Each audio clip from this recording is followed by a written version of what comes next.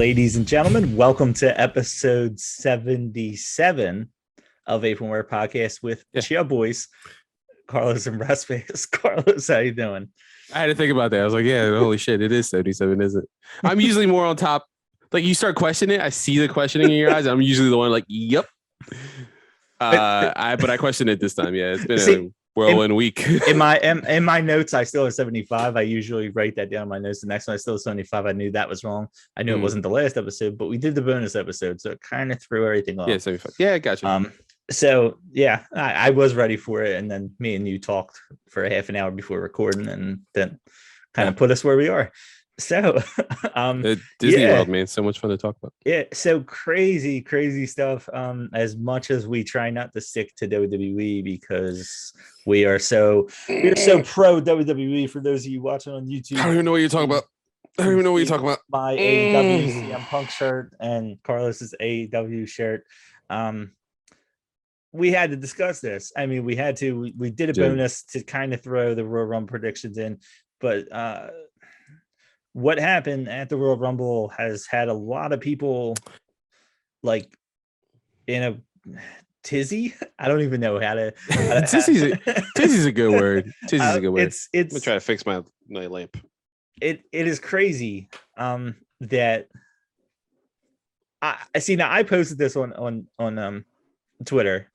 I mean, for those of you who don't know, a lot of people are not happy with what they've seen at the Royal Rumble, like at all. And we discussed this in the preview, our predictions and preview. I was so positive. I was so like, hey, man, this has a good chance. The funny thing is we were weirdly, I mean, I will pat myself on the back a little bit. I told you Rousey was going to win and return. You did. Yeah, I was convinced too. And by the end of it, I was like, I think she's going to win. And we were both on the right track with the men's Royal Rumble. Yeah, it just flipped. Was that interesting? Yeah.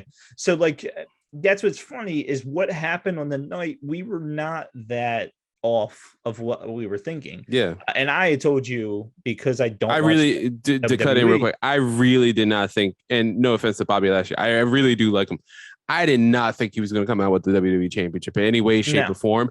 And I can't tell you how fucking excited I was to hear the words two-time WWE champion Bobby Lashley. I'm like, never thought in a million years. Thank God that this happened. Thank you. Thank you, WWE. And then immediately, like 20 minutes later, fuck you, WWE. God damn it. All right. So I will run down the show really quickly. I mean, I'm talking like 2 minutes for those of you who did not watch it. So the beginning of the show started off Roman Reigns, Seth Rollins, pretty cool spot. Seth Rollins comes out in the old Shield music with the old Shield gear. Dude, that was the basically, best. It's playing with Reigns' head. And it was a great match. Basically, Reigns gets disqualified and then beats the hell out of him with a chair. 2 seconds, just 2 seconds on that. There was so much people talking shit about that ending. And normally DQ ending, big pay-per-view, big title match, I would agree. This is the fucking first time in a long time we had long fucking form storytelling in WWE. Yeah, no. And I will a million times agree that was a great fucking ending to that match because that was 5, 6, 7 years in the fucking making. No, and I tend to agree. I'm not as anti that as I am a lot of other DQs in WWE. That was the first time I was like, you know what? It works. It kept me hooked on the pay-per-view, honestly. So then we get to the second match, which if I remember correctly was the Women's Royal Rumble. Yeah. So then we get right Sailor into Moon Women's versus Royal Rumble. Melina. I'm automatically assuming we're not getting Rousey. We go through the end. Ronda Rousey comes out at 28, wins the Royal Rumble. All right. So Rousey wins. Not really that unexpected. No. So then we go to the next. A couple match. People almost die because the WrestleMania sign catches fire. Yeah. So then we go to the next match. We got Doudrop against Becky Lynch. Becky Lynch wins. That's not a huge shocker. Next match, we got Brock Lesnar. That's a shame. I don't know if you saw the discourse because I just made the joke about the sign being on fire. But there were some people who didn't know that was happening and were like, oh man, there's so many people out of like not paying attention to this match. We're like, dude, there's fire above them right now. This is a good match. I really didn't watch. I mean, I went through. I didn't watch that match. I will completely. I would go back. It's legitimately good. Fortunately, the crowd's not into it because that shit is literally on fire. So then I go to so then we go to Bobby Lashley, Brock Lesnar. That match I watched from the beginning because I wanted to. That was a very good match, which ends with Roman Reigns. I was very satisfied with that match. Roman Reigns essentially helping. He helps Bobby Lashley win.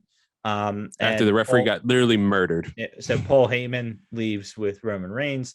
Yeah, we'll see what happens Friday, I guess. Yeah, Roman Reigns calls for the belt, and Paul Heyman hands him the belt. All that stuff. Gladly right? Too, so smiling. Yeah. So now that happens. Brock Lesnar loses the title.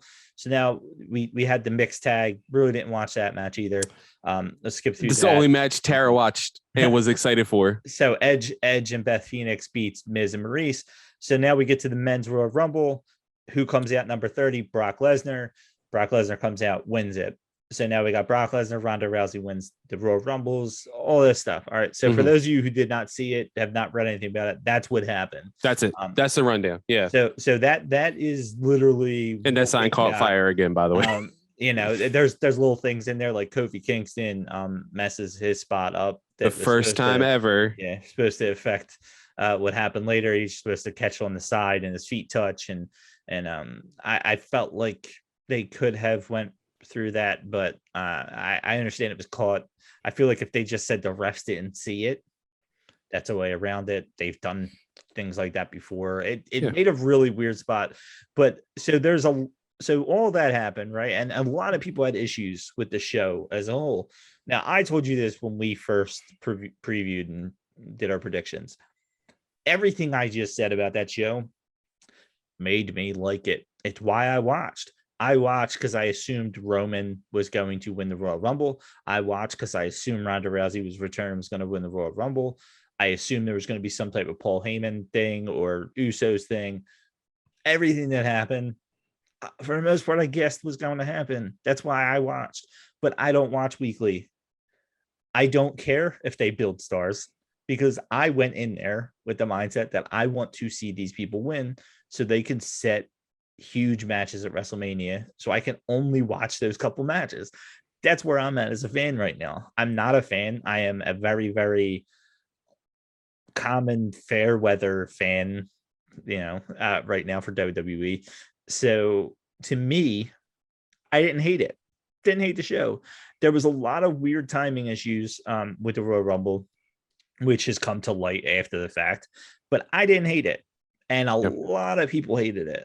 A lot of people who are WWE fans hated it. A lot of people who are casual WWE fans now hated it. I mean, you want to get the WWE community or the wrestling community together, just continue to show the Royal Rumble of this year on replay. Because that's one thing AEW and WWE it's called unison. Yeah. AEW and WWE fans seem to agree on, and it is that the Royal Rumble sucked. Dude, it was as someone who tries to stay more up to date. And we'll see what happened on Monday, and then pick and choose what he wants to watch. Right? What a fucking shit show! And like I said, like just running down the card, first match, great. I personally, when I was watching it, thought that was a great match. Entrance, beginning, match itself was really great. I was like, damn, dude, this is actually starting good. DQ finish happens. Some people boo, obviously, because they want to see some kind of title thing, right? Right. I'm on Twitter the whole time, like tagging us and doing all this shit. Follow us at Apron Work. And me at nerd_a_day, which you'll see right under me. But watching it, dude, the discourse is like, oh, I can't fucking believe this is the end. It was very rare that I saw people be like, you know what? Typically not a great ending, but because of this fucking storyline that is going on for like fucking 6 years or however long now, good. It was a good storyline ending. I agree. As I only saw like a handful of people, like maybe 4 people on my timeline that were like, dude, this is the fucking worst. I was like, dude, no, it's not the worst, dude. Roman fucking hates him. Like he's hated him. He's like that promo. There was a promo Friday night on SmackDown. I mean, at this point, there's no reason to watch it because fucking the Royal Rumble's done. But it was great. He just talks to me. He's like, I hate you. I just hate you. I hate you so much. And not just because Seth Rollins is a jackass, but he goes through it, man. Talks about the Shield, talks about the distance, like we were good and you screwed it up. You ruined everything. I was like, damn, like and he was a heel saying this and he's not wrong. He's like, damn, he really did fuck this up. He fucked this man's life up, man. But it was like great to hear. I was like, damn, this is long-term storytelling, which is rare shit in WWE. I had no problem with that match. And honestly, at all. The women's match felt pacing off. Cameo-wise, I was really happy with. I thought there was some solid cameos. Ivory, hilarious. Cannot believe, by the way, that she's like over 60. Hell no, that lady, she looks fine as hell. What's up, Ivory? I am married, but what's up? But yeah, everyone did great. I think they had some good spots. I think there was some stuff, but it was off. You could tell something was off. Melina's like entrance and exit seemed off. Shout out to freaking Sailor Moon cosplay for Sasha Banks. That was that and Zelina. I don't know if you were a Naruto fan or if anyone listening is a Naruto fan. She dressed up as Madara Uchiha. It's a lot. That's a lot of anime, and I see you fucking going off. The voice actor, though, for Madara, the English voice actor, was the one in her theme music for Sunday, who went like, "Please all hail Queen Zelina." So that was a special gift he gave her because he heard she's a fan. So I thought that was awesome. But there's a couple good moments in the women's, but something's off. And now we know, to touch on like some of the stuff we're talking about, the controversies. We know this week Nia was asked to come. She said specifically to Johnny Laurinaitis, "Fuck no, I'm not fucking coming there." And I think they were waiving what previous vaccination requirements aside. They just needed people, right? Right. For a one night thing, and they asked her. She said, "Fuck no." It turns out though, a lot of the more recent women's matches that have been booked, and if you've seen a women's match and you're like, holy shit, that was that storyline, everything built, like obviously they can work, whatever. That's not an issue like it was in the fucking late 90s and very early 2000s. All the women can work for the most part. I would say like 95% of them can work. There's like 5 who are a little more green than normal, or like they're going to get there eventually. Tyson Kidd has been producing the matches. If you've seen an amazing women's match, Tyson's Kidd hands has been on it, since he can't wrestle anymore, he's been a producer backstage and he's been killing it. Specifically, kind of took over for Fit Finley. He's been taking time to train the women who need more training, keeping up with training for like veterans who just like don't want to, lose a step or whatever. He's now that Fit Finley role, previously that we had in WWE. And it has been like the women have been as happy, it's been reported, as they were when Fit was like not, before he was let go. Everyone has positive words. He had no fucking hand whatsoever in the producing that match. I'm assuming Vince did. But yeah, Molly Holly had some producing credits on that apparently. And rumors stating that it's all the positive stuff. So like all this stuff like with Mighty Molly versus Nikki ASH, like that was fun. Some Rhea stuff was cool. Some Bianca stuff was cool. That was Molly. So any good spots was Molly. Anybody else, any bad shit was like not her. And unfortunately, Tyson wasn't there. A lot of women heard Tyson wasn't going to do it. They backed out. They said, "No, I'm not doing this." No. Now, I believe was one of them because I think she's really good friends with Natty and Tyson. So that's a shame, man. That's a shame, and it showed in that Rumble. It showed. The women's was better than the men's, but they both weren't good. That's not like a pat on the back. Again, my expectations for WWE have become so low, and I think I said this to people. This is the first Royal Rumble I've not watched live, I want to say, in a very, very long time since I've become an adult. Absolutely, the very first time I slept. I had work that night. I watched it about 2 a.m. So like I watched it late. I stayed away from spoilers and I watched it late.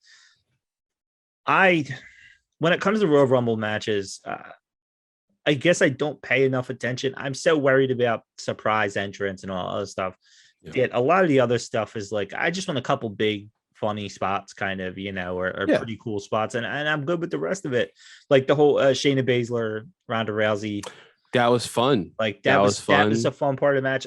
Remember I told you that I wondered if Lita would fight against Mickey for the Impact title, and then she eliminates Mickey, and I'm like, are they going to do something? Like, is Mickey going to eliminate Lita? Like, I was, just little things. Like I did not the Molly Holly, Mighty Molly versus Nikki ASH. You know what I liked about the Women's Rumble? One thing I really, really liked, and a few people who are like I follow. I think there's I believe his name is Jake. He actually went to the Rumble.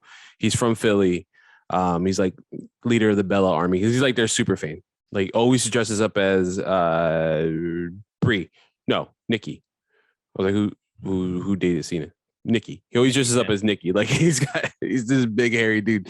Always like short shorts. He's got the Nikki jersey bedazzled and all. Looks fabulous. He looks fucking amazing. I wish I was as fit as he was. But he's from Philly. He has a Golden Era podcast. Y'all can check him out. I haven't had the luxury to I've like caught clips of their shows and stuff, but they go through like women's wrestling in like the early 2000s until now. And he posted it and a lot of people picked it up. I love that we finally got resolution to Mickie James versus Michelle McCool. That was something I think you have to be a long-term fan. They did not even fucking mention it, basically. They just said, I think for like 2 seconds, like they have a little history. But like finally justice for Piggy James. That whole stupid ass storyline. Yeah, that for me, when she looked like right thicker than a bowl of oatmeal. Yeah, when they said, I picked that up right away when they said that. Like, they're like, oh, they got. I was like, oh right shit, away. this is like, good. Yeah. Also, that was nice to hear Hardcore Country, man. And seen the belt and all. And they actually said Impact Championship. They interviewed her afterwards. I was more positive about the women's, but that's not. It's like what's the Bob's Burger thing? It's like I love you all equally, but all of you are trash. It's like that's this in a nutshell. For a little bit, I would say like the women's was better than the men's, as I mentioned before, but that doesn't mean much. That's not in typical WWE fashion. That does not mean much. Like I liked the spot with Sonya Deville. I thought I thought it was great on commentary. I feel bad for the live crowd who didn't get the commentary. Be like, wait, they're friends? Like she would be upset if I like took her out. Okay. And took Cameron out. And that's what there's a lot of there was a lot of little things like that I actually like the women's a lot more than the men's, like you said, for those reasons. Those are the kind of spots I want to see. I don't care about a lot of other stuff, the whole timing and everything. I don't like Royal Rumble. It's always going to be a little clunky. It just always is. There's going to be spots. There's a lot of on the fly stuff. Yeah. I mean, we hearing from interviews from like Cody and stuff. Like when you come in, you're supposed to get a moment. You kind of call your shot. It's like a celebration almost. I guess for a lot of wrestlers, even smaller wrestlers who don't get a lot of time to shine, you can get your shit in, get kind of a little moment of sun, which is something I've come to love. So I get where you're coming from, right? Like that's not something you specifically look for, but for me, that's something I look forward to. Like everyone kind of gets their shit in. I just heard Cody, where he was like, he had an interview a couple years back, and he's like, it was like him and Taker, and Taker's like, "Go ahead, kid, this is your moment." He's like, "Oh shit!" And he got to call a spot. Basically, he got to tell Taker what the fuck to do. Which is amazing, and especially at that time, it's some of that felt missing. Like it was so weird. But it fell off. Another big issue that came with the women's was they announced most of the special entrants already, and I think you called it for a reason, Renee, right? But I think Renee Paquette. I don't know how to. No, I think you said actually right. Pronounce it. Paquette. I don't know how to pronounce her last name correctly. My French Canadian's pretty good. She had a big issue with them announcing so many of them. I agree, but I that's one understand where you're coming from. But no, I see. I didn't like it. I didn't like the fact that I knew coming in. That's what I'm saying. I agree. We mentioned last week though, or in our bonus episode, that you felt like it was. Like, oh, look at all this up front, because don't look at my right hand, don't look at my left. Yeah, and I felt like that's why they did it, but I don't. That's one of my biggest disappointments with that night is I said with Rousey. I said I felt like Rousey had to be in that match to make up for the fact that they announced everybody. And I think that's where I was, and I still believe that they did not want any of those entrants to overshadow Rousey. The only other surprise we got was Melina, right? Oh, well, Melina, Mighty Molly, and was Ivory announced? No, Ivory was not announced. So them three. Yeah. So it's either like, no, I'm not saying they are physically older, but like older wrestlers. Well, and look at some of the other ones that would have gotten a bigger pop than them. The Bellas. The Bellas definitely would have got a bigger Michelle pop. McCool, who's been in it every year anyway, would have gotten a bigger pop. Kelly is somebody I know is universally loved by the crowd. Yeah, she really is, man. She you know who wasn't announced? Cameron wasn't announced, and she got surprisingly a decent pop. But again, it's that typical, you know. She's not Ronda Rousey though. Yeah. So even Lita got announced beforehand. So all these people that would have gotten a bigger pop got announced already. Yeah. So I felt like that had to run into that, but still, I don't like that. None of them were going to get a bigger pop than Rousey. They just weren't. Mickey James maybe. But I don't There's know history there, and she's been in the eye of the public. Her coming out with the Impact title to her music would have gotten everybody talking more than Rousey.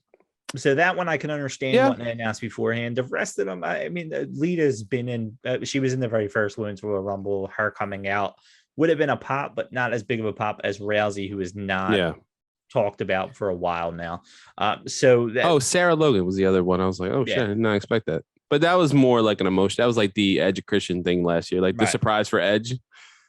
Yeah. So overall, I didn't hate the Women's Rumble. I know a lot of people. The show I didn't like it, but I didn't hate it. And that's where my expectations are for WWE now. I'm not expecting it to love it. I got false hopes, man. Yeah, I mean, you can listen to our last episode, that bonus episode. I definitely got false hopes on that one, man. My expectations are so low now for WWE. Everybody universally hated this, and I literally posted on Apron where it wasn't too bad. Yeah. It wasn't too bad. I kind of liked it because I think that's what my. That's funny because I'm on Twitter and I see you post that, and I was like, everyone else around you is so angry at us. And I'm like, overall, not bad. Like I'm like I don't usually watch that many matches. The Bobby Lashley, Brock Lesnar, I got really hyped for. Nothing's come out about Tyson though. Like, why not have Tyson book the match, like produce the match alongside Molly? Like, could you imagine that? Like, that brainchild of just like them being like, hey, let's run this. That'd have been the fucking star of the show. Isn't that pretty common though for the Royal Rumble? I feel like I've seen that happen so many times where like the guys who like are behind a lot of stuff we love. From when Royal Rumble comes around, you get like Michael PSA's doing it. Like the guys are like who aren't doing real. But Tyson did last year's. That's the thing too. And we'll get to someone who's done the last three and it backfired immensely this year. But what's the next match? What was that? What did I say? It was Brock and Bobby, right? Well, the women's after that, champion match. Brock and Bobby. Yeah, man. Holy shit. That was I would say go back. That was a decent match. The Rumbles themselves were so bad that this pay-per-view went down in quality so bad. I'm not going to. It's no offense to that match. I'm just not going to. I wasn't interested in the first place. I won't be now. It's purely because I'm so done with WWE. No, that's fair. That's fair. I love The Miz. I did not watch a second of that tag team match. I skipped right over it. That's the only one that literally Tara got up. So she's like, did I miss the Edge and Beth Phoenix thing? Also, shout out. I put this online as a joke. And I think there's someone who follows either me or both of us. Wind Down Wrestling, I think is the name of the podcast or something like that. They're like all female podcasts. They drink wine and they watch wrestling. I would love to be a guest because I love wine, ladies. So if you ever want to have me on the podcast, please, I will get a good Cabernet Sauvignon and I will join you. I legit love wine and wrestling. They posted something and I made a joke and I was like, I think the theme of the Rumble, especially after the Women's Rumble, was and like Becky's match and all was mommy's night out. You know, I felt like it was mom's night out. Like mommy got to like go out and like just party. And I was joking around with Tara, my wife, and we were watching the Beth and Edge thing. And it was weird. I was getting choked up because I thought this, like, Ms. and Maurice have done it so many times now. Now I'm like, oh, it's cute, but it's not like, oh my God, this has never happened. I thought it was really adorable having, it's so weird to say adorable in our podcast, but it's so adorable to have Edge and Beth come out for the very first time, maybe the last time too, teaming up. I thought that was cute as shit. Like, that's the first time they've ever got to team, and we're both, like, you're about to be married. I'm married. I was like, this is really nice. Like, in my head, I was like, that sounds like a nice night for me and Tara to go out, just go out, beat the shit out of our friends, and just go back home, have a couple drinks, and make wild, passionate love. I'm assuming that's how it went for Beth and Edge. But Tara was like so into that match. She had such fun with that match. I've never seen her like a wrestling match ever that much in her life. But I think it's because social media is part of it. Miz has been part of her life and our lives, technically, because of real world and shit like that. Right. So she has like this attachment to like everyone in that match. And she was like, and I made the joke. I was like, it feels like mommy's night out. Like, all the moms got to, like, ball out, just do their hair, do their makeup, go out the night of the town, in this sense, beat their shit out of each other. Because you had Nikki, Brie, you had all the moms just was beating the shit out of each other. I was like, it's Mom Fight Club, man. That's what moms need to do. So if you have a lady out there that has been out a while, let her do her makeup. If she comes back with bruises, we don't talk about it. We don't talk about Bruno. We don't talk about Fight Club. But yeah, that was that. I don't know why, but that was like a highlight. And so many people were like, I hate this match. This match is stupid. I'm like, this is adorable. I skipped past it, but I knew I was going to skip past it. So I'm not like, you're not missing anything. I went to see who won, and that was it. Yeah. So I got to that. I like how they won. I will say that. I thought that was cool. I thought that was a nice touch. They both won with the glam slam. Yeah, I did see that. I did go back to see exactly how they won. I was like, that's cool. Because you would think it would be like Edge's spear or some shit. And he's like, no. We'll use your move. I'm like, oh, that's brownie points, sir. So then we get to the men's Royal Rumble after that. And that what just a shit show. I don't even want to talk about Bobby and Brock because that was legitimately good. Oh yeah. That's everything I wanted in that match. I really like that. A lot of what, like, I don't want to actually do like a review of the show as much as I want. I just want to get to what happened. So Bobby, the controversies. Bobby and Brock was good for what it was. Bobby Lashley wins. I actually completely forgot. Well, that happened before the women's tag, so we just skipped right over. Yeah. It's that good though. It was like the show that's bad, and we want to talk about controversies. There's nothing there. You got to see Bobby Lashley get thrown around like a rag doll, and he took it, and he got to kind of, he suplexes Brock Lesnar one time, and Lesnar kind of looks at him like, okay, it was. Yeah, it felt fun. Like what I wanted from what I've always wanted from Goldberg and Brock. Yeah, and have not gotten it. They sold it well as like Lashley's one of the only real people that can go toe to toe with the history of Brock Lesnar. So I would actually, I'm excited that they kind of get to lock up again at the Elimination Chamber. Yeah. So, just for that, I don't want Brock in that match. So that, and then the whole Paul Heyman thing and stuff like that. It was a good. It's fine. Dumb WWE bullshit. The two main matches, and no knock on Becky and Doudrop, but two main matches, the two that we were like could go either way. It's going to lead to Brock Roman. One ended in DQ. One ended in Roman helping Brock, and I wasn't upset with either one of the finishes because it furthered things along. And I'm fine. Long-term booking. I'm fine with countouts.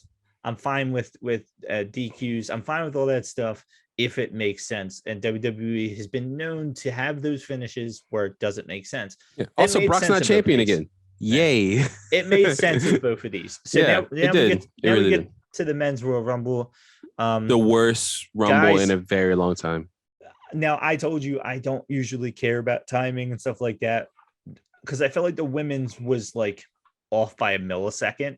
That's why it didn't seem right. Yeah, it's not wrong. It just didn't seem right to me. Yeah, it's like when you watch a video and the voices are off just a tad. Yeah. And you notice it at first, and then you go like, back I got a bad bootleg. Yeah, but you go back to not noticing it because it's so close that you're like, maybe it's just my eyes and ears playing. Now, what we got in the men's Royal Rumble was like Yeah, one person's playing classical, the other one was playing jazz. I don't know. I'm watching Squid Games where like the mouth is not matching up to what the voices are saying. Like that's what I got with the men's Royal Rumble. I mean, it was too distracting. The match as a whole was too distracting. It was horrible. This is why I alluded to before the show, after we talked about Disney for an hour, and going to Disney possibly this year for both of us. I did not even fucking pick up that Cesaro wasn't in the match. Me neither. That's actually the first time I did not. He actually had a statement. He actually put out a statement because someone asked him, was like, "Hey man, how you feel about the Rumble?" I was like, "Yeah, I have a lot to say about that. A lot to say about that." Yep. And that's how he left it. I was like, I was like, sat there. I was like, why the fuck was the producer in the match? Was he taking Ali's spot? Because someone asked Ali, he was like, are you going to be in the Rumble? He's like, fuck no, I'm not going to be in the Rumble. I'm absolutely not going to be in the Rumble. I don't want to be with this company. Which I have something talk about. By the way, hashtag free Ali. Yeah, the Fightful Select had Ali's update. It was like, WWE doesn't intend to grant Mustafa Ali his release. The term value, in quotations, was used in reasoning behind keeping him under contract. There are no working plans in creative for Ali at all. And there's little correspondence, if any, between the two sides. Ali still has well over a year at least on his WWE deal. So, fuck, that sucks. So you can't ask for your release, but God forbid if you're Vince McMahon's son. Yeah, now we got Shane McMahon. I didn't mind the Bad Bunny. Like I'm just gonna roll through some of the stuff real quick. I don't mind Bad Bunny either. I feel that got leaked earlier. There was kind of some like rumors if you were on Twitter that someone's like went to the merch stand like there's new Bad Bunny merch, and it was like everyone was like, oh, he's gonna be at the Rumble. But like, and he did great. Yeah, no, I wasn't upset with him. Shane McMahon, I didn't want to see in there from the beginning. I think worst goddamn punches ever. Him coming surprisingly into matches around WrestleMania time has run its course like 10 years ago. I've been sick of it ever since he's been coming back. I'm not a fan of it now. Certain guys got eliminated too early. The one thing I always liked about the Rumble is you almost had the biggest guys at the end all the time. I mean, all we got, right? McIntyre was the last one out, right? So we got the whole Brock McIntyre at the end. That was fun. I really did not mind that. Problem with it. But like, we got Brock and Ronda winning. Again, didn't hate it. I know where they're heading with it. I'm not mad about that. The match as a whole was clunky. That sucked. Well, we could talk about the fact that that's not even how it was supposed to be booked. Shane McMahon, spoilers, and he's in the match. He booked the match. A lot of it, like he produced a lot of the match. He's produced the last couple. Apparently, I said this. They said this was like his third year producing the Rumble or something like that, or fourth. But fucking, he just went in on himself out of the fucking blue. Like I've never heard of a story. I'm not saying that this hasn't happened before. I've never heard of anything about Shane McMahon just going in on his own, basically pulling a Hogan. Maybe he's Hogan's son. Who knows? You know, there's always that controversy with Stephanie and Macho Man.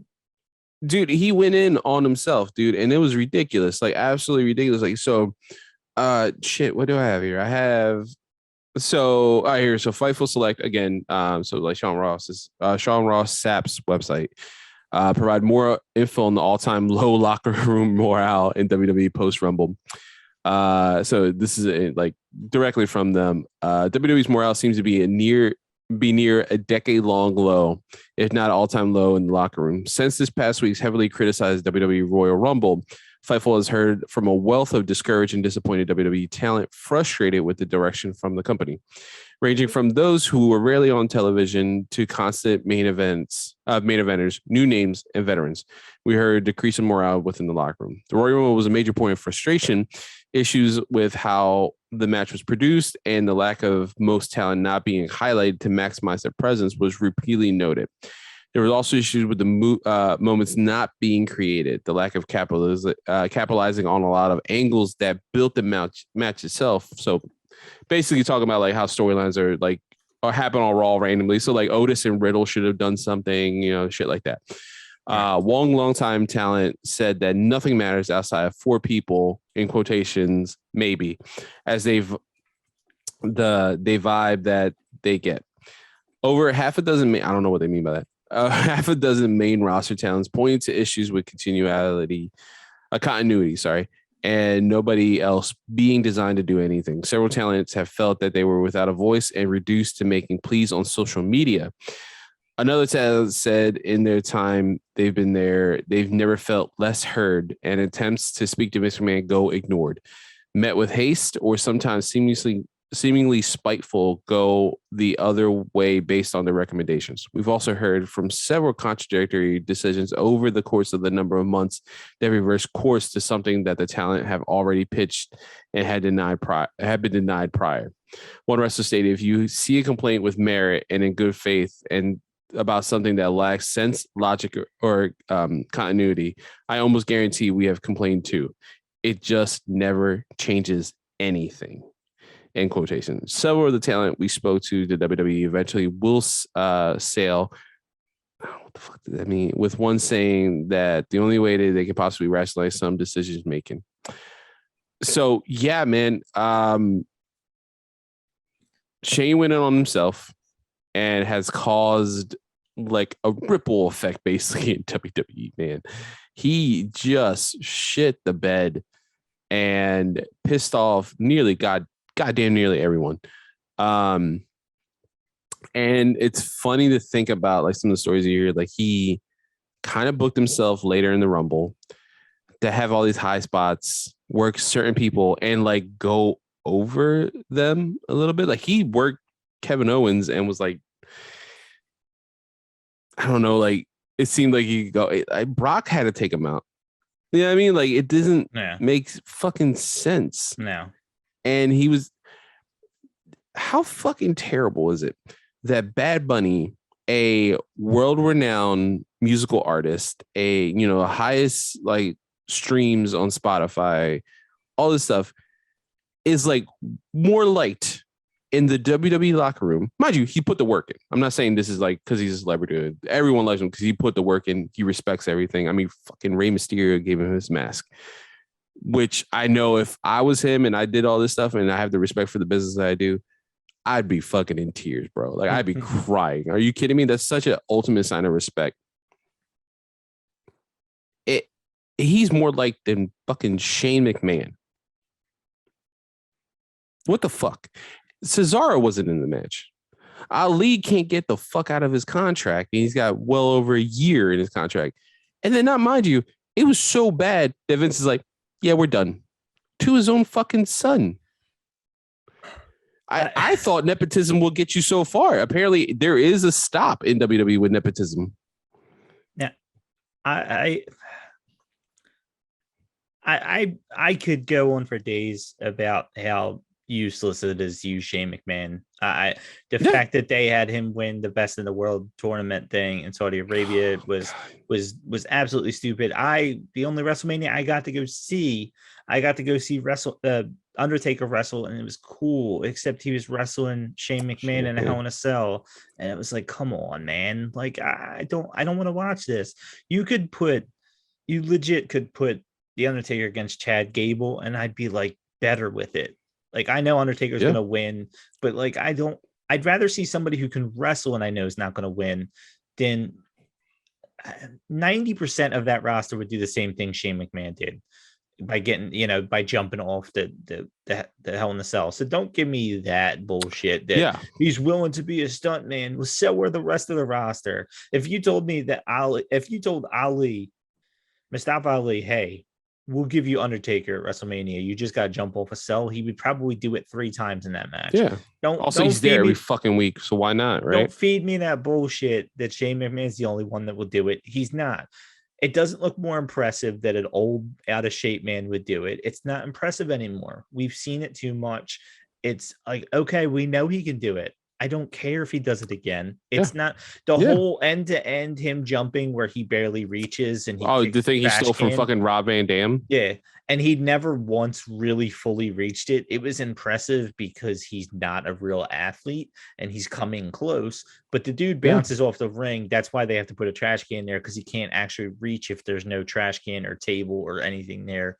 The guy has to hold a chair just so he can make contact. He doesn't actually, and not in a cool like it adds to it like Bill Alfonso does. No, like this shit is ridiculous. Yeah, now if I look like I'm distracted, I'm just looking for anything else that we missed for fucking Shane McMahon. It's fine. It is what it is, but it's just like, all right, like I'd prefer to watch Vince McMahon get his ass beat right now by the Undertaker for 30 minutes than watch Shane McMahon go out there.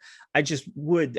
It's oh my god, it has gotten so overdone. It's not interesting anymore. It was barely interesting when they first started doing it. When he returned, it was all right. But I feel like you got guys like Kevin Owens and Sami Zayn was like gold when they came back together after the whole Jericho stuff. That actually worked, yeah. And like that, they had that one match at the Rumble in Philly. It was the 2-on-1 match. Yes, where where Kevin Owens, they got like the spot to go into the Rumble, and Sami Zayn says, "Now I'll do this," and he comes out, and like. Shane got involved too much in that, where it became a Kevin Owens against Shane McMahon thing. And I think that's why Kevin Owens has the stunner now. That's why they made him they tried to make him into Stone Cold, because they were trying to make Shane into Vince, and it doesn't have the same feel. It never will. They can't make it happen. And part of me wants to sorry to cut you off, but part of me wants to like talk shit about like just Shane alone. I mean, he's like a big proponent of how shitty this thing was, but let's also not talk about the fact that apparently we were supposed to get a first-time winner and Riddle. See, now a lot of people have an issue with the winner. I'm perfectly fine with Brock, purely because I see people say this all the time, and it's the absolute truth. The Royal Rumble has never, will never be the stepping stone for a wrestler. Stop asking for it. It'll never happen. Every year people want these surprise winners, and it's never been the case. It won't happen. It won't be a stepping stone. This is not what the Royal Rumble is for. The Royal Rumble is supposed to be 4 of the best guys sitting there in the final 4. It's just supposed to. You're not supposed to get somebody. Riddle is on fringe with that could have pushed him to it. And that's great. I expected Orton to win, actually. Apparently it was pitched that way. Yeah. It was like initially teased like, hey, maybe we should give it to Riddle. And then it was like, no, let's give it to Orton. It's A, his hometown, B, he's great at WrestleMania. Why not? Yeah. And then Orton was like, don't give it to me. Give it to Riddle. And fought for Riddle. Outside of Reigns or Lesnar, the 3 I had listed was we talked about Big E, Kevin Owens, Randy Orton. Those were the 3. You know why? Yeah, we all agreed on that. Yeah. You know why I had those 3? Because they've all won titles before. They all be believable as winners. So give it to somebody who's believable as a winner. Riddle could have. I think. Yeah. I think had they teased a bigger split between him and Orton. Again, I don't watch weekly. I don't know, but I felt like that would be news. If there has been a bigger tease of them splitting over the last couple of weeks, no, I think you need to do that first before you could win. But does he need a split? I mean, we've always talked about this, right? Like, I guess it's the WWE way, right? They have to split him because then he wins a fucking title. But like, why not? But he hasn't done enough on the main roster as a singles competitor. That's fair. Yeah, he's only been U.S. champion. It was very warrant brief. Him winning the Royal Rumble right now, and that's where I think his name right now for most people who don't know him enough is a tag team with Orton. Yeah, and to be fair, like, all right, so controversy aside of Riddle's past, because it doesn't get mentioned. I mean, just in general, I'm not going to talk about it. It just is what it is now, and he's still there. The fuck. He is a legitimate athlete, right? He is on that level of Bobby, of of a Brock, things like that, right? When I heard it, I was shocked. I'm like, damn, that would have been shocking. You're right. There's a tag team thing, but they could. It is. you have from the end of January to the beginning, or when's April is WrestleMania? So you basically got 3 months, right, to build it. Yeah. That's enough, especially because he's on the fucking 3-hour show, not the fucking 2-hour one. He's on the 3-hour show. There's enough time you could build stuff. It would just be like who he's going to who he challenges in storyline wise. Yeah. So other than Shane coming in, kudos on Randy Orton for however you feel about Riddle. Kudos on Randy Orton to be like, nah, the new kid should go over. Yeah. That's pretty cool. That's awesome to hear that from Randy or about Randy. He seems so mellow in his older age than he used to be. Man, how fucking upsetting is it if you're Riddle and be like, man, I really should have pissed off Brock Lesnar or Bill Goldberg or anybody else who's like, maybe I should just shut my fucking mouth. See, now because Riddle should just shut his fucking mouth for many reasons. Controversies that has happened in the past. Right. Maybe you shouldn't have extramarital affairs. And then as well, get pissed off the biggest star in WWE. And when it came time to be like, hey, it's your turn to be the star, this motherfucker was like, Uno reverse. No, motherfucker. It's my time again, bitch. Now, have fun. That's what we've run into a thing, and I said that he's not established enough. He is on that rare fringe because he's a legit athlete that it would make sense. It's like Braun Breaker comes out next year's Royal Rumble and wins it. Believe it. Like, where the hell? It can be believable. It is believable. I'm fine with it, but it would be like, what the fuck? Yeah. We have like you said, some time here, and that's another thing. I want the storyline to make sense. So you have what you do is you put the final three: Brock, Orton, Riddle. Orton and Riddle help each other to get Brock out. Riddle goes over. Orton congratulates him. Riddle is it. Randy Orton goes to the Elimination Chamber, wins the title against Bobby Lashley. Now you have Riddle against Orton for the title at WrestleMania. Oh, I like it. Without even a turn. Now it's more of a respect thing, but now the Viper's coming out because he sees this young guy trying to take his title away from him. You build on Damian Priest telling him from when they started, hey, man, I told you not to trust this dude. Yeah. So, I like that. He's like trying, like everybody's telling Riddle, we could book a match better than Shane McMahon. How about that? Everybody's saying, hey, he's getting in Orton's head because Lesnar does not need to win to get that shot at WrestleMania. And that's the other thing too, where it could be like Orton's got it and Riddle's like, you know what? I don't want to go against Orton. Maybe I should go against Reigns. And now Brock does what Brock wants. They say, no matter if you pick Reigns or not, it's going to be a triple threat because Brock has that shot. Yeah. Brock has demanded that he's in that match. So now you either got a triple threat or a singles match. And Randy says, you know what? Let's go at it. Let's do, let's put on a good show. And but then the Viper thing starts coming out and you're like, wait. What's Randy? Is Randy trying to get in his head? Is Randy trying to get an easy out? Stuff like that. So you have all that. I mean, hell, Lesnar, I didn't mind winning, except how much better would it have been if one of the Usos was coming out at 30 and Brock beat the hell out of him and took a spot. Dude, they weren't even in the fucking match. Isn't that crazy? But they weren't in the match. I'm looking at it right now. How simple would that have been to just literally have Brock beat down one of the Usos and then take their spot?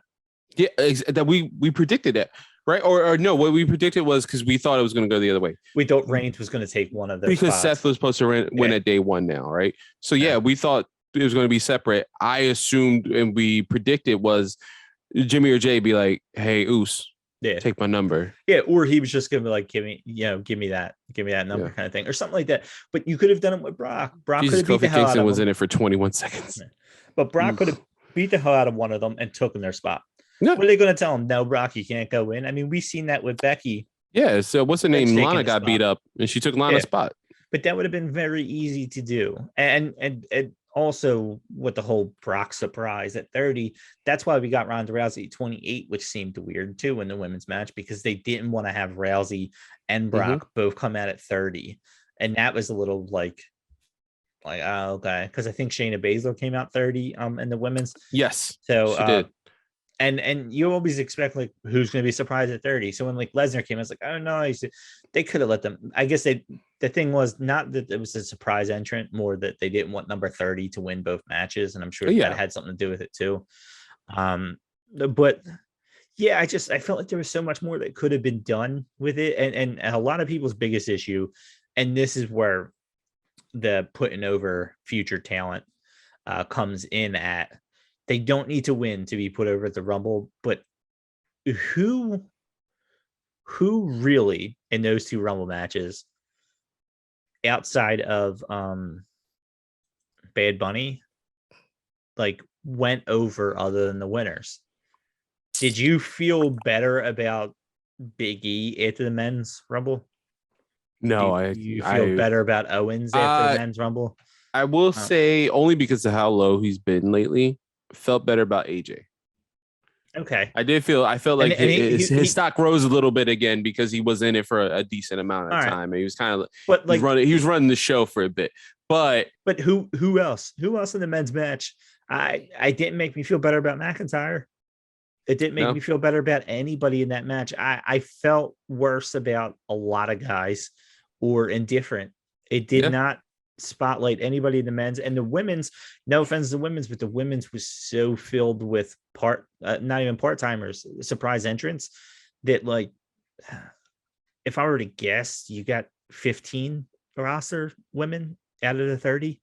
Nine of the 30 are quote unquote free agents.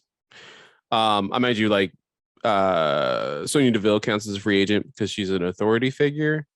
And Ronda Rousey counts as a free agent because she just hasn't been around. And there was only 9. I feel like I can go more than 9 right now. Yeah, I have the Wikipedia up. But like, so Melina, Kelly, Michelle McCool, Sonya Deville, Cameron. 10. Mickey James, Alicia Fox, Summer Rae. That's a third. A third of them. Hold on. So who's at the Summer Rae? Because I feel like I can think of Sarah Logan, and then Mighty Molly. I don't know why I counted her as SmackDown. That's 11. Mighty Molly. You didn't say Ivory. Shit, yeah, they count her. They have Hall of Fame. It looks just like SmackDown. Did you say Michelle McCool? Did you say Lita? Like, I'm just going down the list. That's why I said fair, yeah. I bet you there's at least 15 that are not made. The Bellas. So half of it, yeah. So that wait, 1,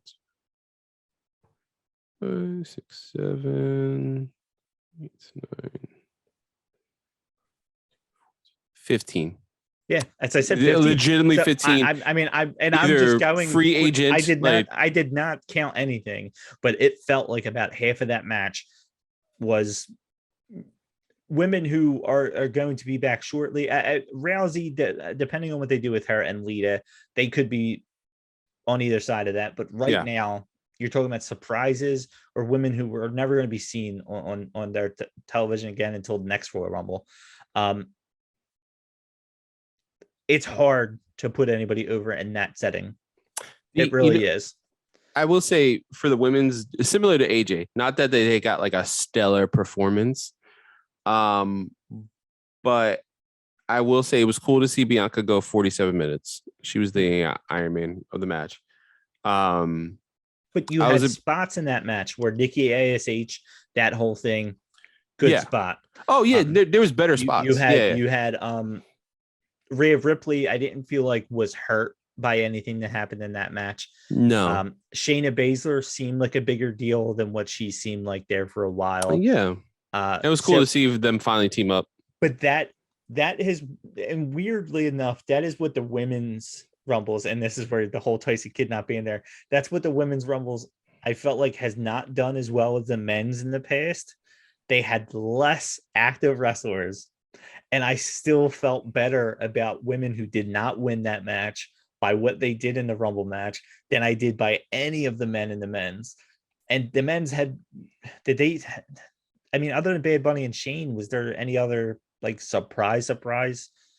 I feel like you're getting 28 main roster. That's Like, we didn't even get like surprise NXT guys.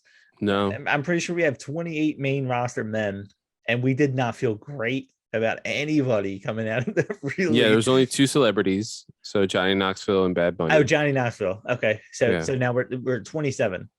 And I'm considering Brock a main roster guy because he wrestled earlier in the night. Yeah. So you got 27 main roster, and we are saying because AJ's so low, we felt good about him. And the women's had almost half, and we can name at least a couple that we felt that are main roster. Yeah, Bianca, Queen Zelina, and Liv. Basically the Iron Man of the match, like the people who lasted the longest. But it stood out. I thought they got a little more of a rub. Yeah, it stood out. The announcers made sure you knew it. You know what I mean? Like all the things that I agree with gotten people over, and it's crazy. That's where your younger talent go over. Riddle, if he didn't win, should have been the Iron Man of the match. Should have made it to the end. Should have been the guy that almost threw Lesnar out and then gets thrown out himself. We've seen it with Keith Lee. We've seen it with McIntyre that, going toe-to-toe with Brock Lesnar can do things for you, even if you're not necessarily. I mean, McIntyre eliminated him. Keith Lee didn't. But that was that same Rumble, right? Where Keith Lee got a rub by legit just going toe-to-toe with Lesnar for a little bit. Where other guys were getting launched. Because he's like, oh, you want to go, big boy? Yeah. I mean, hell, Shelton Benjamin got a spotlight in that match. They were like, oh, Lesnar's going to work with him, and then Lesnar throws him out. Yeah.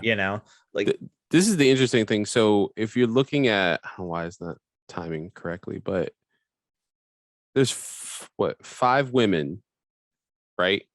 The time frame for the women, right? All still, and I'm not saying this is a bad thing or a good thing. It's a bad thing for the men's thing because it's not well produced. This is good for the women.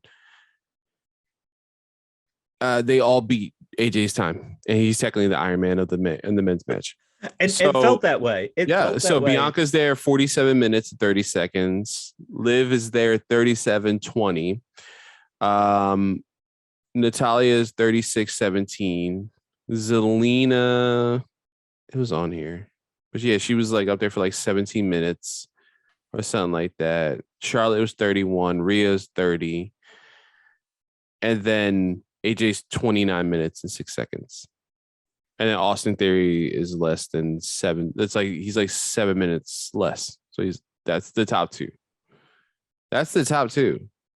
But that's what I know. A lot of people fucking ridiculous. You had the Dominic Rey Mysterio tease, which didn't play anything into and that the speaks to because they probably wanted to touch on that and they weren't allowed to. And that's what it stinks because you didn't need. I know a lot of people thought like Dominic was going to turn on him and that was going to turn into a WrestleMania. You didn't need to do on that, but we've seen plenty of times where friends eliminate friends and they get over it because they're like, well, that's the Rumble. You could have had Bad Bunny try to take, as technically a good guy, try to take out Rey Mysterio. And Rey Mysterio was like, bah. You literally could have had Dominic eliminate Rey and then Rey talk about on Monday, I'm so proud of you. Yeah, I am so proud of you. Yeah, it would have worked. It'd have been fine. Dominic could eliminate him and got eliminated right afterwards. And at least you had a payoff from any of this stuff. I mean, how we got 2 of similar things in the women's with Sonya Deville not going right into the match.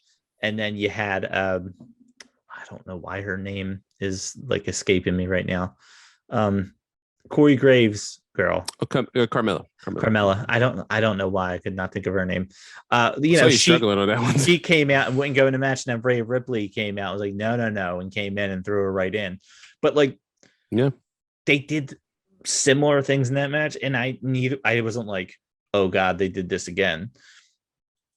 They did a lot of what we expected of a Rumble, and at the time you're like, did Kofi getting eliminated really screw up this whole match? Because that's what it almost felt like in the moment. You're like, I think it did for like 10 minutes. Right. There was like 10-15 where they had to improvise. Like Biggie did not make it to the final whatever 6 of that match. He was out, I think, before Lesnar came out, right? I don't even think he made it to the end. I think you're right. So like how is Biggie? I closed the doc, but yeah, I think you're right. I know there's a lot of people out there that like I've seen people say this, and I tend to agree a little bit. Where I think people were posting the Amanda Hewer saying like Big E deserves better than this. I think it was when he lost the title, not necessarily from the Rumble. And I think some people were basically like mentioned that was her tweet when he lost. Yeah, some people were like, I think people were like retweeting it during the Rumble, and like it works. Yeah. A lot of people. I know he should be Final Four. There's one person who I see who I follow on Twitter who was like, why does he deserve it? Like why does he deserve it more than some of the other guys? Like, there's a lot of guys that I could say deserve it, but does deserve mean they should win? And I tend to agree with that in a sense. I feel like that gets thrown around a lot. There's not too many people that you could say that a lot of people deserve spots. I get all that. I like what AEW does because they have long-term champions. Our biggest problem is too many people getting the championship in WWE. You can't tell me 20 different people deserve the title at the same time. But still, how do you book a Royal Rumble match and not have a guy who is just your champion, at least in the final six? The final six is usually where you kind of get. He looks weaker and weaker. Like, yeah, he lost at day one. He ate the pin at day one. Like, there was no reason to. He wasn't in first or second. And that was honestly one of the weird things because Sasha got eliminated relatively early in the women's, and I was like, really? I expected her to last longer. But like AJ, I thought, hey, maybe he'll make it to the final 5, 6, something like that. Yeah. Reality, it should have been McIntyre, Lesnar, Big E, AJ, or in a Riddle, Yeah. And then it has that big time feel at the end, and then Bad Bunny. Those are your final six. Yeah. And it has a big time feel, and then Lesnar starts launching people out. All right, whatever. That's what the Royal Rumble's always been. Your final four has always been, Rey Mysterio, The Undertaker, John Cena, Triple H. And you're like, okay, right? Now what's going to happen? Big E doesn't take the pin, right? Day one. Right. The pay-per-view, it actually happened to be the day one of 2022 anyway. He doesn't take the pin day one. Let's say Owens does, right? He wasn't going to sniff that title anyway in that match anyway. He was in there. He made a good match. It made the match good, but he wasn't going to touch it anyway. So he takes the pin. You go, Biggie's like, I've never lost. Maybe you wait. Maybe you don't talk about it. Kind of like with Kofi for a little bit. And then at the Rumble, you're like, you finally get the confrontation between Brock, who was champion earlier in the night, and technically took the title away from him, on a technicality because it's a fatal 5-way against Big E, and like finally, like, you want to go, motherfucker, and like just have them go for a minute, and then Brock takes him out. That in my head still makes Big E look strong. Yes, and you don't lose a talent because guess what, Brock not going to be here for much longer, right? We don't know what his contract is. Do you really think? And that's not even. He's older. He's not. New Day have what, like? And I'm not saying he's old. He's still in amazing shape. He's an incredible athlete. He's a legit athlete. You have all these people, man. Like Big E's there. You finally give him the belt. You finally give him his own theme song. You finally do all this stuff. You let him basically be an extension of what he was in the New Day, but by himself. Show that he can have his own legs and do this thing on his own. And you have him lose to Brock and eat the pin when he doesn't need to eat the pin. Doesn't do much weeks after, and then gets eliminated before he's even in the final four, which he should be in the final four. That's what I said. Even if he's the first person who gets eliminated in that final four. Even 6, because I hold something to the last 6, really. Yeah, I agree. Once it clears out, you're like, could you imagine, this is a match. Let's say, all right, I'm going to rebook this here. We get to the final 6, right? We got Shane, Brock, McIntyre, Big E, Riddle, and Orton. Okay. So now those are our final 6. We get Big E. Everybody's kind of down. We get Big E confronting Lesnar, right? Mm-hmm. And everybody's like, when he's sitting there saying, "You never pinned me," and you just get that, and Lesnar's just laughing at him. Out of nowhere, Shane McMahon comes up and eliminates Big E. My God, the heat that Shane McMahon would have gotten at that point. And then what happens? He turns around and tries to like high five Lesnar, like, okay, I'm going to join with Lesnar and have him and Lesnar just fucking eliminates him. Yeah. Now you got face Lesnar coming over because he eliminated Shane. You got Big E was so distracted with just getting in Lesnar's face that he allowed somebody like Shane. You get heat on Shane. All that makes some sense, and you're like, oh man, we almost got the Big E. Big E almost got revenge on Lesnar, and you didn't get it. And it teases it, but again, it's a moment in the match the match just didn't really have at all. It didn't have anything. And now you're putting over Shane McMahon as the one who eliminated Big E. You know, he's supposed to have, and Shane's supposed to have some matches in Elimination Chamber and WrestleMania. I mean, hell, you give me Shane McMahon against Big E. Shane McMahon comes out and costs Big E something in Elimination Chamber, and you're like, why is he so focused on Big E? Like, why is he so focused on it? So now you get Shane McMahon against Big E, and you just let Big E beat the shit out of him at WrestleMania. But now you make me care about Shane McMahon's match later on. It's just there's just so many things that could have come out of this that just didn't. And it seemed like a match that was, hey, Riddle's going to win 5 minutes before Shane says, where's my spots at? And then they're like, hey, Brock, you're going to be put in a match. We're going to have you lose to Riddle. And he's like, fuck no, I ain't sharing a ring with him. And then suddenly he's like, oh, wait a second. What? Now let's change. Like it really had that feel to it. Yeah. And it looking it back shows, at it now. Yeah, it did. And we have kind of confirmation, because you can never really get full confirmation in the world of wrestling. Dude, what a shit show, man. Yeah. What a shit show. And I can't believe that, like, I can't believe, because he's a fucking McMahon. Shane put such a fucking tissy, like, it's just a hissy fit. I wanted to get used tissy earlier. We've used adorable, cute, and now tizzy twice. Yeah, there you go. It's the Bailey pocket. Face Bailey. Dude, like, to go that far in on himself the day of the Rumble, and then as well to be like, oh yeah, I don't know if you heard this. He was supposed to. There was rumors that he was going to go against Lashley for the WWE Championship. Oh yeah, no, I did see that. Absolutely not. Yeah. No. Corporate ministry or just a corporation, Shane, I understand going after the title, because it works in a really crappy storyline where it's like, oh, the boss's son wants to go after. I mean, Vince McMahon was WWE champion. Like, it would have made sense at that time. Yeah. No way in hell, man. No. Dude. Fuck no. I don't know if you ever seen Cop Out, but it's just that Tracy Morgan, like, no, hell no. Can we call Alex real quick? Alex Kane from MLW, their national openweight champion, because I want him to just weigh in for that 2 seconds and be like, hey man, Lashley and Shane was going to be a match, and be like, and just him automatically hang up on the call. Like, yep. Like, there it is. See, it's so. Again, my expectations are so low in WWE. It sucks, and and I'm not. I've done it enough.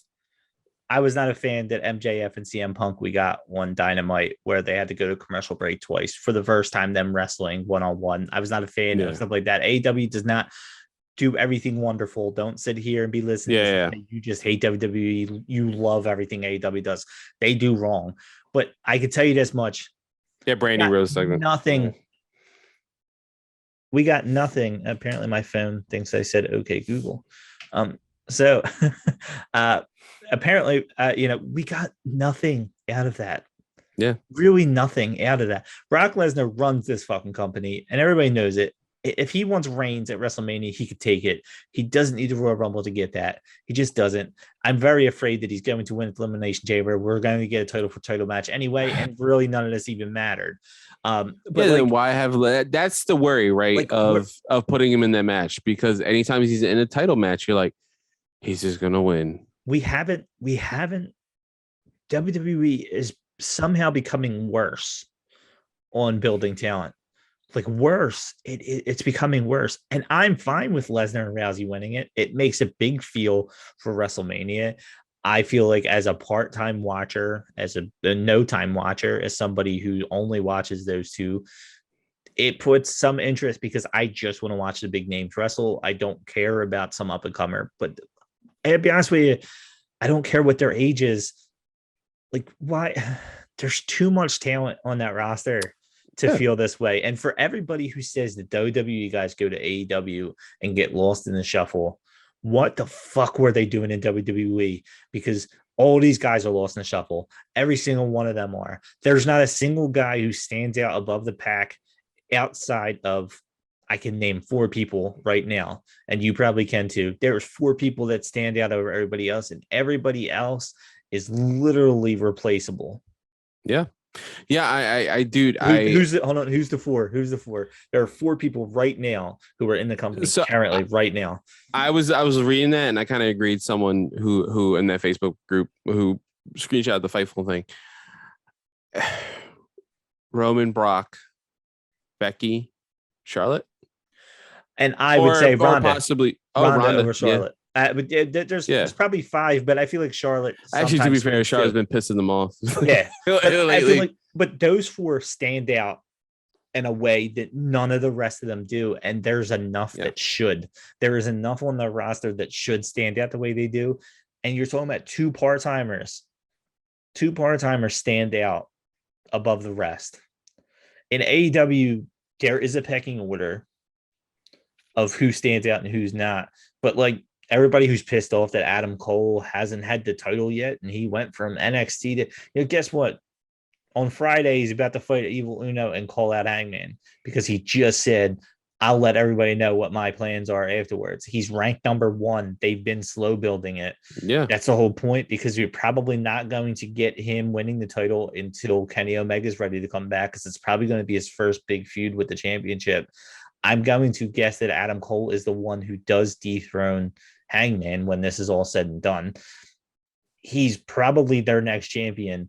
Is he standing out? No, but that's because they want him to lay low, because they don't want him to fight Hangman too early. It's that Thunder Rosa thing you mentioned a couple episodes ago. Yeah, Thunder Rosa will be the next women's champion. Yeah, she will. Everybody wants it right away. She will become it.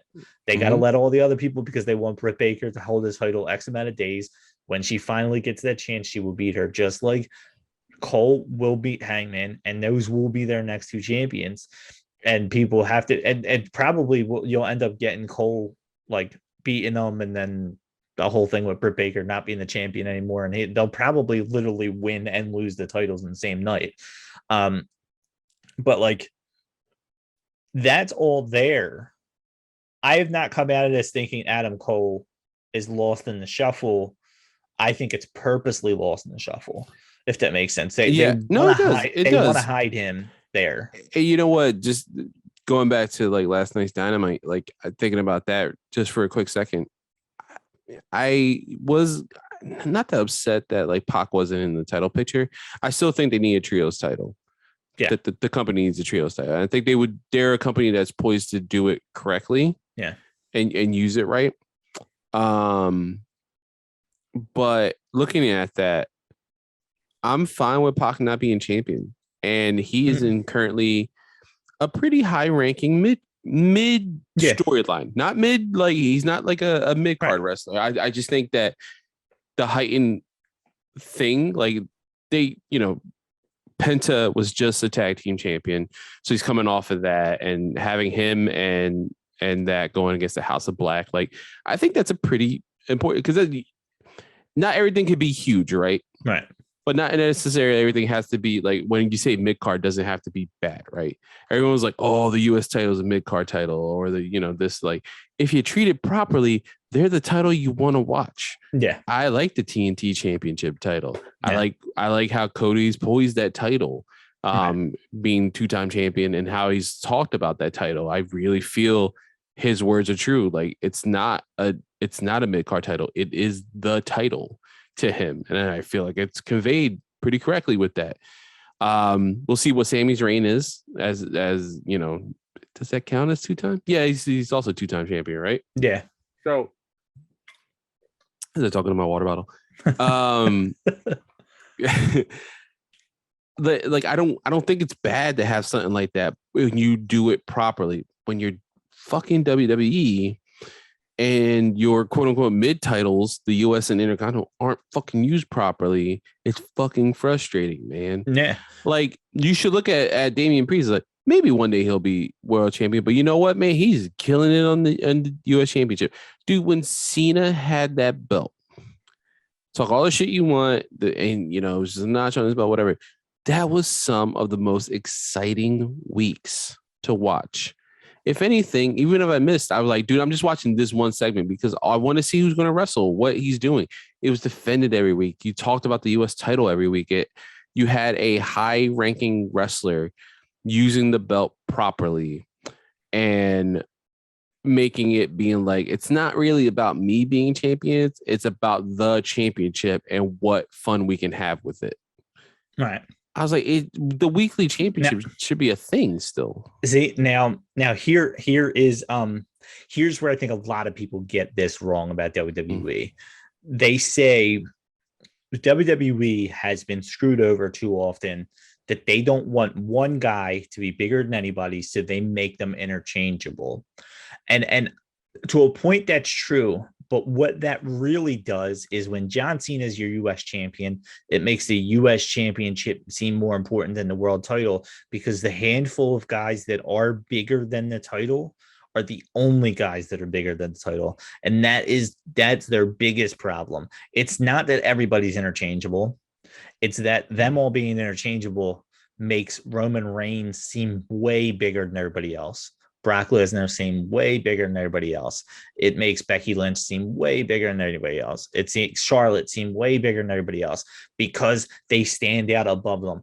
Randy Orton right now feels like just one of the people, and he has the second, third most world title reigns of anybody. Why is he standing in the pack? Why is he standing in the middle of the pack? Because they're getting him lost in the thing. And that's where AEW, in the weirdest way, there is a pecking order in AEW, but how many guys sit at that potential main event championship today? I'd say they have at least 8 guys that I could rattle off the top of my head right now that could or should or will be their main champion. Then you have a bunch of guys that are leading there that in the next 2, 3, 4 years probably deserve it. Then you have guys that will be the guys that challenge for the title once a year. Pac, Orange Cassidy. Yeah. You have guys that they've developed enough. Will Hobbs, Powerhouse Hobbs. I know a lot of people want him to be a main guy, but he might be forever in that role. Of the you big never show. know what, like, he's so new, you never know what's going to be the future for him. And you don't, but I'm saying, like, I have that feeling that he, like, where I think Ricky Starks might eventually become a main event guy. I think Hobbs, I mean, hell, I know a lot of people like Wardlow. I know he's young and we don't know he's going to come out of him, but I feel like he's going to be that guy too. He's going to be in that Lance Archer, what Brody Lee was in, like that kind of role where Wardlow's going to win the TNT title and be dominant for a while. He's going to wrestle for the main event title. He probably ain't going to eventually win it, but he's going to put like a roadblock on MJF's reign, you know, where he's going like, how could he ever beat him? But like he'll be believable. Yeah. Not just a throwaway, you know what I mean? But like right now you have Punk, you have Danielson, you have Moxley, you have Hangman, you have Kenny Omega. I mean, that's Adam Cole. That's just off the top of my head without really putting a whole lot of thought into it. Those guys right there could at any point become champion and believable as their champion. And then you have a lot of guys that are in that fringe. You have Miro, you have Pac, Aleister Black. You know, you have those guys, and you have guys like Jungle Boy, MJF, Sammy Guevara, Darby Allin, Allin, Ricky Starks. You have those kind of guys that like are not there yet, but they will be. So and I said I haven't even named Orange Cassidy, who has become their thing. Lance Archer is their big brooding guy that comes out for the title whenever they don't have anybody else to put in there. But they have their roles and they're filling them, and they're building legitimacy to certain guys. And I know everybody sees Adam Cole come in and they think he should win the title right away because of what he did in NXT, but he needs to build in the AEW. Yeah, it's all new. These guys, it's different. Is that the case? Then Red Dragon should be tag team champions. Like, and we know they need to be built up. But like you said, you put the trio, and that's where I don't like too many titles, but I feel like AEW does it right. Where there's so many people who wrestled with trios titles in the Indies or ROH or New Japan that it's like, you know what, you guys know what you're doing. You guys saw it used properly over there. You guys know what to do with it. And there's so make this a title. They do so many. There's so many factions, and they pull that from New Japan. You know, where everybody's grouped up with somebody, and I know Jim Cornette hates that. And even you got the tease with Danielson and Moxley. I was gonna say, yeah, Danielson's trying to pull him in. I don't see that going. Daniel Garcia that way. Yeah, but like I could right now rattle off 7-8 trio potential champions, or and they just have that. I mean, think about this. Danhausen got cheered like crazy, right? You come back on Dynamite and he comes out with Orange Cassidy for a match that Wheeler Yuta is in, like doesn't speak. He's just like a side thing to their thing. And I know everybody got worried. There's a lot of people out there who don't like Danhausen. I know it's crazy. How can you not like Danhausen? I know Mecca hates him, but Jim Cornette hates a lot of that gimmicky shit. He loves Danhausen. He's just like how could I understand why some people hate Orange Cassidy? I don't understand the hate on Danhausen. I get the worry that it's too much of a joke. Yeah, real wrestling from AEW. I get that part. I get it. But guess what? AEW did not bring him in and say he's our next champion. He literally came out with Orange Cassidy, who is already in the joke faction of AEW anyway. He comes out with him and just stands in the side of the ring and does a couple things. He's not coming in and challenging Sammy Guevara and winning the TNT title, and now the TNT title is held by a joke. That's why Orange Cassidy probably would never win the title either. He'll be that guy where the crowd gets against him, against the heel, because Orange Cassidy, when MJF or Adam they Cole put on good matches though. That's the thing. Like there's just talent behind it that I want to see them on TV, but I don't know if they're they're never gonna win a world title, and that's fine. That's okay. And I mean, and we're talking about all this stuff, and a guy like Hook might not ever win a title there. Yeah, you never know. But absolutely, people love him. He has gotten over so well, and he might not ever win. Darby Allin might not ever win the big anything other than winning the TNT title. That might be the only feather in his cap. He might win the tag team titles at some point with Sting, just to give Sting a title on their record books. Yeah, but that's where a trios thing will come in perfectly, because Sting's a guy that would fit perfectly into a trios thing. Yes, because he doesn't have to put that much effort into it. Yeah, and he can have two guys carry him to a title. And now in your record books, Sting held a title. There's just I love we how always the Royal do Rumble this. turned into AEW. I was gonna say we always do this. It's like WWE sucks. AEW's doing everything right. Like damn it. Not everything though. Hold on. So I went down the rabbit hole, but I'm going to reel this back in. And that's where everybody's biggest problem with WWE is you can downplay everything and say they bring in WWE rejects and they get stuck in the middle in AEW. But guess what? I care about Dynamite each week. I watch from beginning to end. As something as stupid as the hell is it called? The AHFO now it is with Andrade, and Hardy. As ridiculous as that is, I watch it and I'm like, when's Private Party going to go back out on her own? Like, because it's Proud and Powerful going on there. Yeah, there's another trios potential with Sammy and them, or Eddie Kingston and them. There is a lot that we're waiting for and we know is coming. Yeah. And some of us are impatient, but we know it's coming. Do you think that Big E is ever going to win a heavyweight title? Realistically, are you sitting there thinking they're going to give him his chance again? The fact that Kofi never got it. Exactly. But AEW, and he was dominant as shit. But AEW, you sit here and you say Moxley will eventually get a title shot again. Yeah.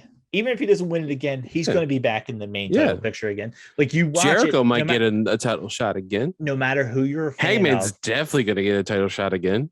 Do you not think Aleister Black or Andrade at some point is going to be the main title picture? We both know it's going to happen. Yeah. Are they going to win it? We don't know.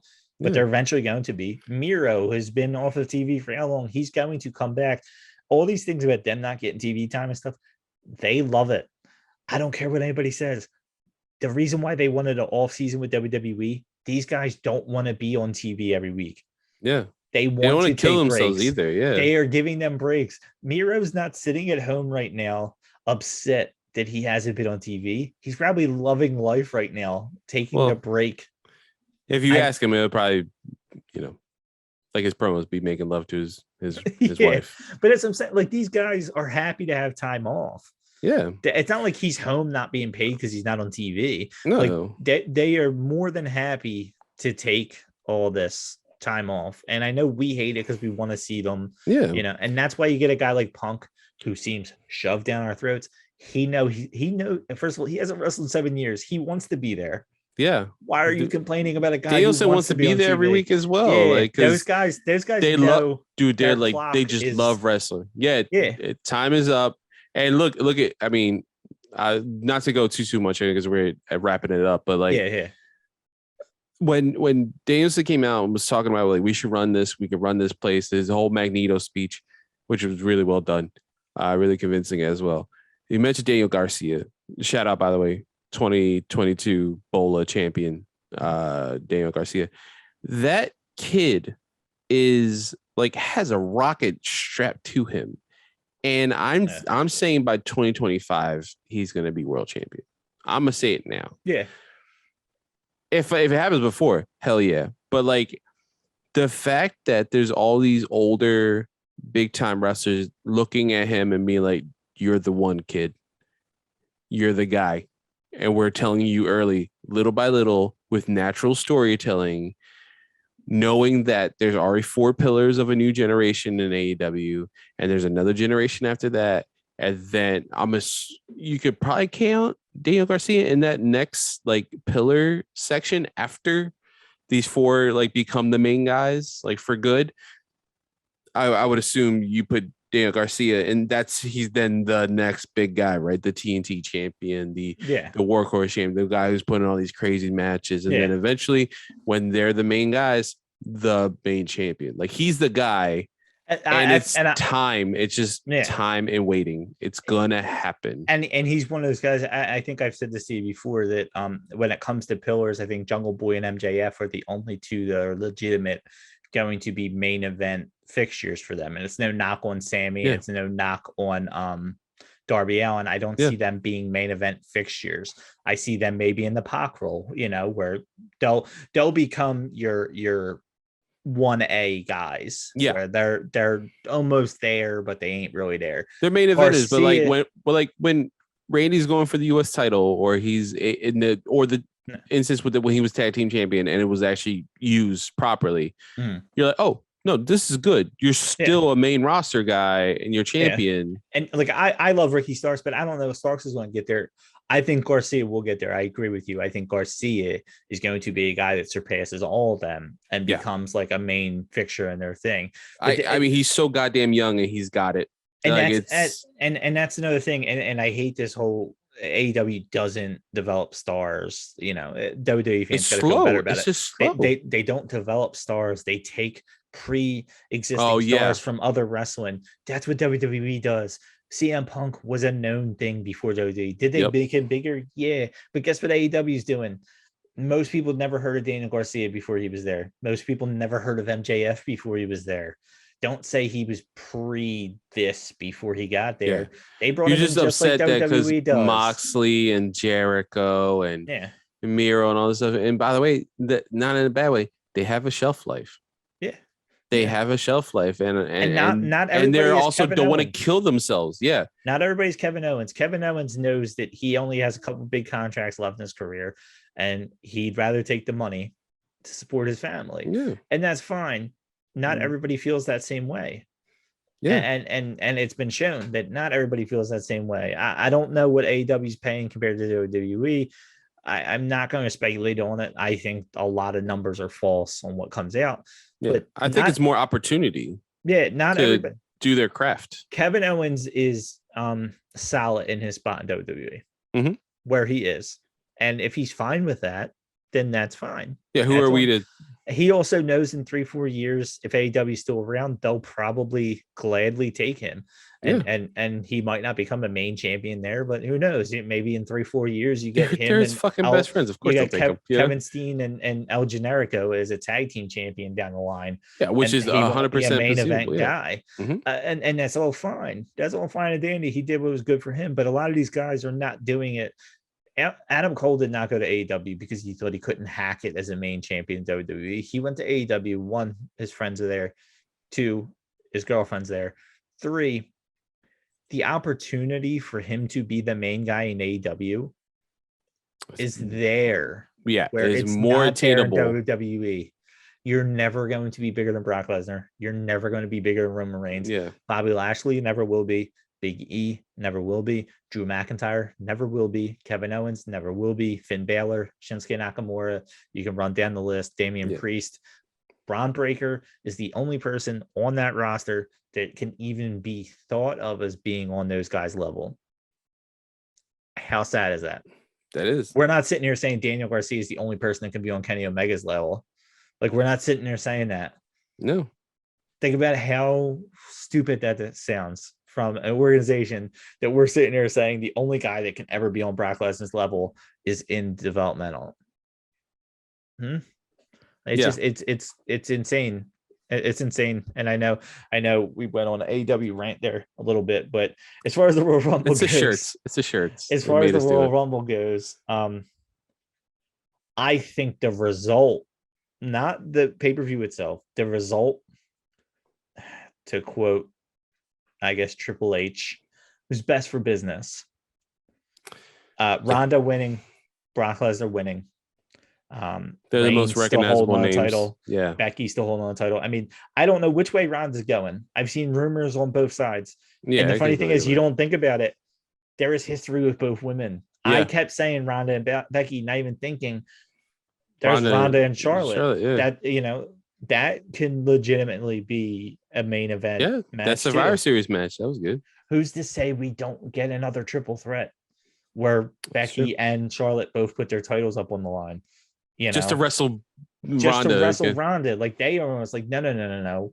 I want you. Like, I want this match. Who knows? There's endless possibilities there. The Brock thing I thought would have been cool if he teased going against Lashley, but everybody knew he's going to go against Reigns, and that's fine. But he's also Wrestle Elimination Chamber. You could have 2 matches at WrestleMania that's involving all 4 main titles, and I'm not sitting here and saying that's a bad thing. I'm not. For the first time ever, I'm sitting here and I'm saying, for WWE, it does. Is it the most eyes on that product, right? Is it their best way to go about it? No, it's not. And I will say that it's not their best. Is it their worst? No, it's not. To have Brock Lesnar hold one title and Reigns hold the other, and have Charlotte and Becky both wrestle Ronda and all the titles be in those 2 matches, it's not their worst thing they could do. And it's the first time in a long time I could say that about WWE. And they had a chance to put on a 3 out of 5 star show, and they gave us a 1 out of 5 star show. But I only view WWE as the result anymore. I don't view the product in the middle, because I expect mediocrity. So when I get mediocrity, I'm not upset. And I feel like for those of you that watch WWE temporarily, that don't watch it week after week, start watching WWE in that way. I mean, that's the only way I could say it. When you do watch WWE, expect to be disappointed. Stop getting your hopes up like Carlos. And I drink the Kool-Aid, man. If your expectations are not high when you watch WWE and you rewatch the Royal Rumble, you're not that upset. You're just not. I mean, you're really not. I've stopped caring to see Kevin Owens in the main event or anybody. They gave me Brock Lesnar and Bobby Lashley. They didn't have to give it to me at all. I'm happy. It should have been WrestleMania, absolutely, but they gave it to me. Yeah. They didn't have to give it to me. And that's where my mind is now as a former WWE fan. At least they gave it to me. They didn't have to. Like, holy shit, it's one good thing. I'm still hoping for Sting Undertaker right now. They didn't give me that. At least they gave me Lashley Lesnar. I can be happy with that. Like, that's where my mind is. I'd like to say I meant to include this earlier. I know I put on Instagram. Well, one thing I always like to do, and we haven't done in a while since Apron Works come back, is I like to post questions about our episodes, and I will get back into that for those of you listening. I did put out there after having some time what we all witnessed on Saturday and all the stories that come out. How's everybody still feeling about Royal Rumble? We got 2 responses. One was waste of a watch. I'm pissed about Ronda. She's a waste of payroll. I couldn't disagree more, purely because that's how WWE does. I've been saying that. Yeah. Ronda brings controversy eyes. Aside. Yeah. She makes money. Ronda and Brock bring eyes to them. Exactly. Do you hate it as a pure wrestling fan? As wanting your favorites to get spotlights, they take away from that from the full-time guys. That all sucks. But money aside, eyes aside, those two make the most, if not some of the most money. Why wouldn't they continue to keep? And they're mainstream. They're mainstream. Yeah. And that's all WrestleMania is about. WrestleMania is not about me and you, because me and you are going to buy it anyway.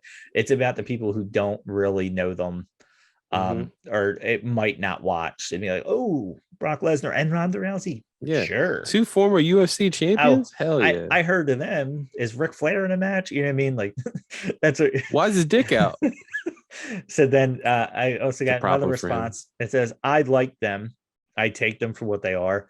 We know more or less who will win. No more surprise winners like mid-carders or whatever. Favorite pay-per-view of the year for me.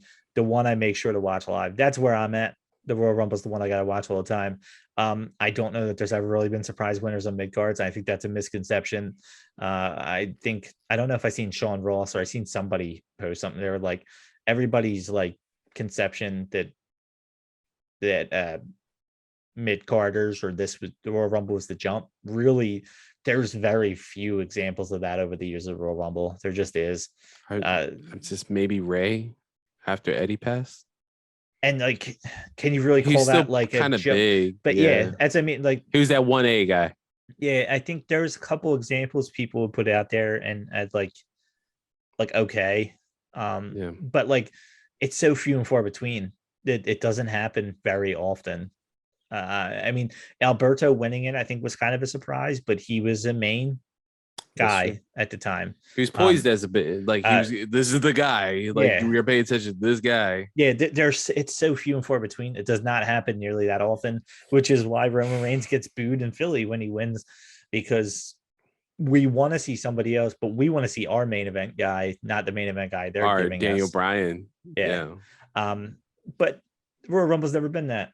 Royal Rumble's been about the storylines told in the match.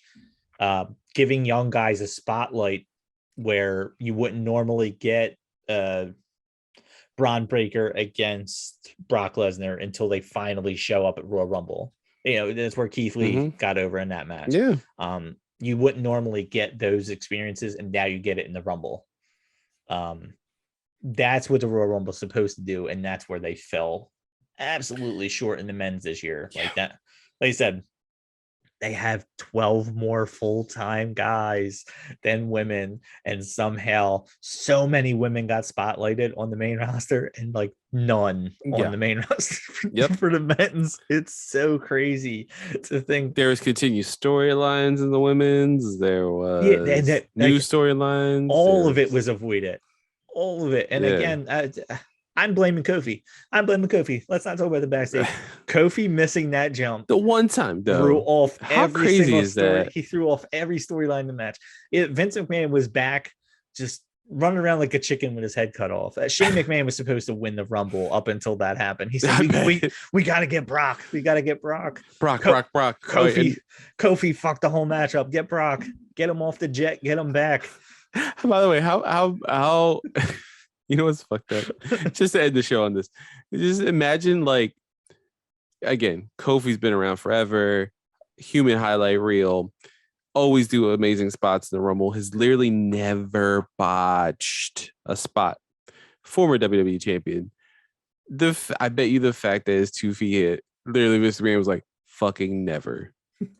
Never look at me, sir. I don't care how much fucking money you make me. Get the fuck out of my face. Like, that's how I picture Vince McMahon. Just dickhead. Like, you're like, hey man, I stepped on a crack back there.